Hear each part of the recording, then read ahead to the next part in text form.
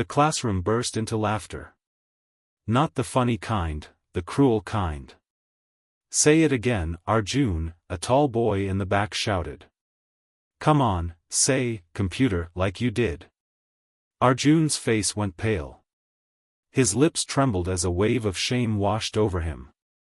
He had only just moved to Toronto 3 months ago, and his Indian accent still clung to every English word he spoke.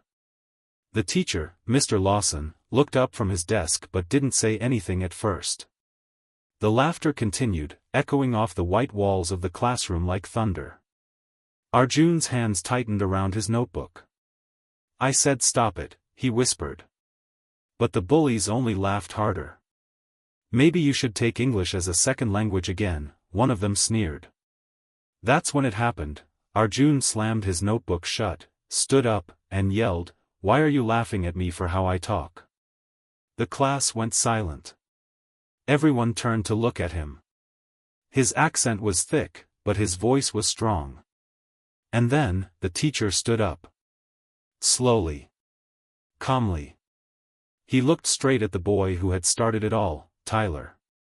What he said next shocked everyone. But before we get there, let's go back a few weeks. 2 weeks earlier.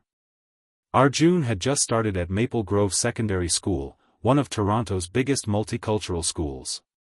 Yet somehow, it didn't feel that way to him. Every hallway felt cold. Every conversation was like walking on glass. He loved science and math, but speaking in class terrified him. Every time he raised his hand, someone snickered.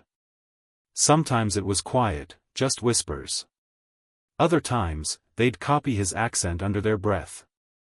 One afternoon during lunch, Arjun sat alone in the cafeteria, scrolling through his phone. He was watching a video on Canadian diversity and inclusion, something he wished was real at his school. That's when Tyler and his friends walked by. Hey, YouTube guy. Tyler said mockingly. What are you learning today? How to speak Canadian. They laughed and walked off, leaving Arjun staring at his food tray, his appetite gone. That night, at home, Arjun told his mom everything. She listened quietly, her eyes sad but firm. Beta, she said softly, your accent is not something to hide. It's your story. One day, they'll wish they had one too. He wanted to believe her. But every day at school made it harder. The breaking point. Back in class, the day of the big presentation arrived. Each student had to give a short talk about Canadian innovation and technology. When it was Arjun's turn, he stood up, holding his cue cards tightly. Good morning, everyone, he began, his voice steady but nervous. He barely got through his first line before Tyler whispered, Here it comes, Canada Tech. The class burst into laughter again. Arjun's chest tightened. He fought the urge to cry. He had worked for hours on this. But no one cared. And then, Mr. Lawson slammed his ruler on the desk so hard that everyone jumped. Enough, he said coldly. Tyler, stand up. The room went dead silent. Tyler smirked, pretending not to care. What? It was just a joke. Mr. Lawson's eyes darkened. You think bullying someone for their accent is funny? Then maybe you should try something different today. He pointed toward the front of the class. Because you're going to take Arjun's place, right now. Tyler froze. Arjun looked up in disbelief. The whole class held its breath. And then, Mr. Lawson walked over to Arjun and whispered something that made his eyes widen in shock. The classroom froze. No one moved.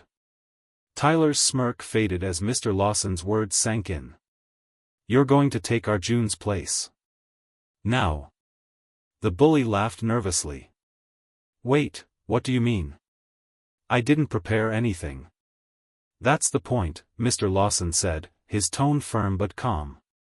Since you found it so funny to mock someone trying, let's see how you perform when the whole class is watching. Everyone turned their chairs toward the front. The silence was thick enough to feel. Tyler shuffled forward, face red. He picked up Arjun's cue cards, reading the first few lines. Good morning, everyone. Today I'll be talking about Canadon, innovation. A few giggles slipped from the back row. Mr. Lawson raised a hand instantly. No one laughs. Let him continue. Tyler's hands shook. His voice cracked. He stumbled through the second sentence, his words tripping over each other. Arjun sat quietly, watching.